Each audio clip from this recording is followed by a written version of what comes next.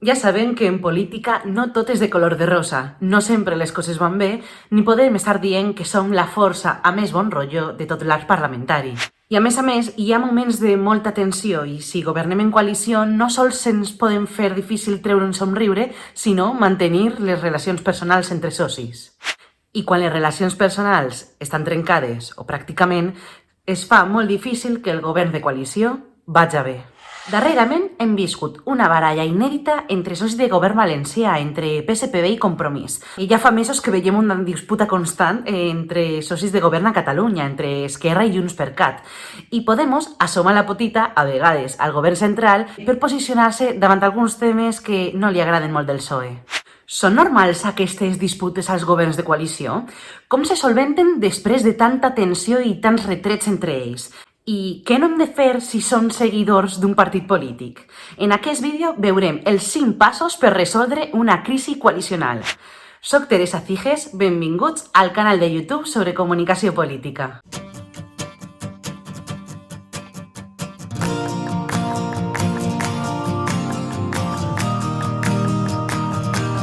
Tal com vam parlar en un vídeo dedicat als governs de coalició, la comunicació és un eix fonamental en aquest tipus de governs. Mireu què ens diu Josep Maria Reniu.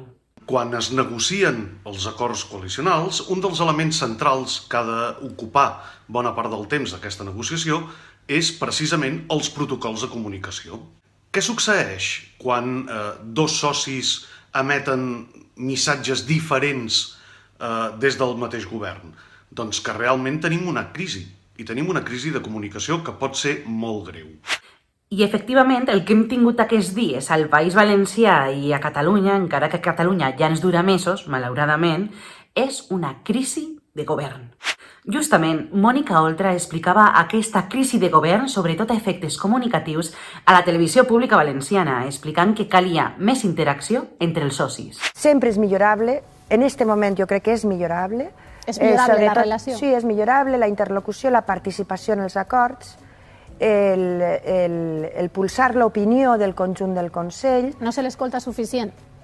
Bueno, a mi m'agradaria que se m'escoltara un poquet més, però bueno, jo me faig sentir, tampoc no a mi, sinó a lo que representem. Jo no me represento a mi mateixa, però Compromís és una part fonamental d'aquest Consell. Compromís va ser determinant en el canvi polític del 2015 i també en la renovació del Botànic en el 2019 i, per tant, en un govern de coalició, les qüestions importants se parlen i s'acorden. I ara no està vostè satisfeta amb aquesta comunicació? Se podria millorar. Quins són els 5 manaments, els 5 passos que s'han de fer si es vol reconduir aquesta situació? I això de reconduir és molt important, perquè en molts casos forma part de partidisme i de tàctica política. El primer pas és, sens dubte, reconèixer l'error. Segurament una de les millors sigui assumir que hi ha hagut un error de comunicació, parlar clarament sobre quina era la temàtica que estava sobre la taula i, a fi de comptes, reunificar el missatge d'aquell col·lectiu. Tots ens equivoquem moltes vegades en la vida i unes disculpes públiques humanitzen al polític de torn. En segon lloc, cal reunificar-se, teixir aliances i començar o tornar a treballar plegats de nou. Potser aquest punt no es pot donar amb els principals líders perquè les relacions personals encara estan trencades, però sí que es pot crear un espai polític amb diferents membres de cada partit per reconduir la situació i començar a treballar plegats.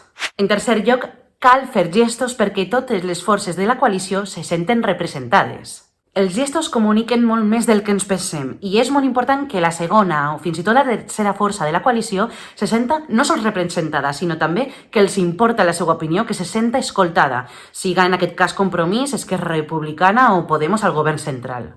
En el quart punt, juguen un paper fonamental els militants o simpatitzants d'un partit polític en qüestió. Cal posar el fre de mà ràpidament als retrets i a les picabaralles a Twitter, sobretot. No pot ser que pensem que estem fent ciberactivisme ajudant al nostre partit i el que al final estem fent és posar pal a les rodes, perquè al final el teu partit és el govern. Potser seria interessant fer un vídeo sobre el ciberactivisme a Twitter. Què us semblaria? En cinquè lloc, parlem del partidisme. Quan es parla de que no s'ha de fer partidisme, això és utòpic, perquè al final tots els partits que es presenten a unes eleccions i governen o no, és per fer partidisme. Per tant, hem de tenir clar que partidisme es farà, però s'ha de fer a mitjà i llarg termini, i no tan curtplacista. Hem de pensar en que, per exemple, al cas valencià, d'aquí uns anys hi haurà unes eleccions i l'alternativa seria la dreta. Per tant, no han de regalar-li tot això a l'oposició política, que per cert ara estarà menjant crispetes, supercontenta veient tot aquest circ, no? O el que ells consideren un circ.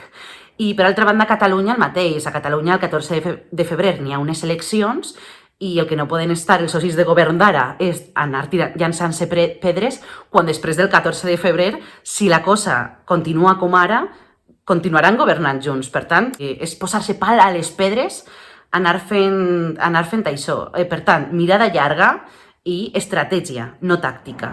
I arribats a aquest punt, volia fer-vos una recomanació literària molt interessant, que és La coalició frente a la pandèmia de Maria Llapart i José Enrique Monrosi. Aquest llibre descriu com van ser les converses per formar la coalició de Podemos i PSOE i sobretot descriu el funcionament intern després un cop està la coalició en marxa també. És molt interessant contar les converses internes i externes, no? T'ho desgrana tot i crec que aquells, si vosaltres sou amants de la política com jo, segur que us encanta aquest llibre. Lligat a això del partidisme que parlàvem abans, volia llegir-vos, si us sembla bé, un apartat que destaca ells de com Podemos s'integra dins d'aquest govern de coalició, ¿no? Crec que és molt interessant perquè diu: Podemos no se puede mimetizar con el PSOE, ni la opción política que representa debe diluirse en la acción de gobierno de sus socios. Debe marcar perfil propio en todos aquellos asuntos que sean políticamente relevantes para su formación y que no pongan en peligro la estabilidad de la coalición. Que se note que en muchas cosas piensan diferente, que su electorado no pueda achacarles nunca una rendición política ante el PSOE y que el PSOE no acabe arrebatándoles cualquier logro. Això passa al govern central, passa al govern valencià i passa al govern català. Passa a tots els governs de coalició, és a dir, totes les forces que en formen part volen treure un rèdit polític. Per tant, no és descabellat que de tant en quant visquem alguna crisi coalicional. L'important és que aquesta se solucione el més aviat possible. Esperem que quan tinguin una crisi apliquen aquests 5 manaments per resoldre el més prompte possible. I nosaltres ens veiem en el proper vídeo. Adeu!